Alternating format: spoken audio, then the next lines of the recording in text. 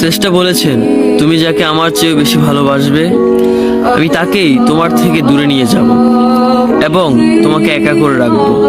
তিনি আরো বলেছেন, কখনো বলবে না তুমি তাকে ছাড়া বাঁচবে না, তবে তাকে ছাড়া আমি তোমাকে বাঁচাবো এবং পিছনের অনুগত সব আবেগ কুড়িয়ে নিয়ে তোমাকে দিব্যি সামনে নিয়ে যাব। তুমি কি দেখো না, ঋতুরাও বদলে থাকে, ছায়া দেয় যে গাছটা শুকিয়ে গেছে। তোমাদের ধৈর্য হারিয়ে যায়, কিন্তু তোমার শ্রেষ্ঠা ধৈর্যশীল এবং পরম দয়ালু। সেই ঝরে যাওয়া পাতার ঢাল থেকে আবারও সবুজ পাতা গজায়। তুমি দেখো না তোমার শ্রেষ্ঠার নিদর্শন, যে মানুষটাকে তুমি নিজের অংশ ভাবতে সেই মানুষটাও একদিন অচেনা হয়ে যায়, তোমার মন ভেঙে যায়। এমনকি তোমার বিশ্বস্ত বন্ধুরাও স্বার্থ পুড়িয়ে যাওয়ার পর বিশ্বাসঘাতকে পরিণত হয়।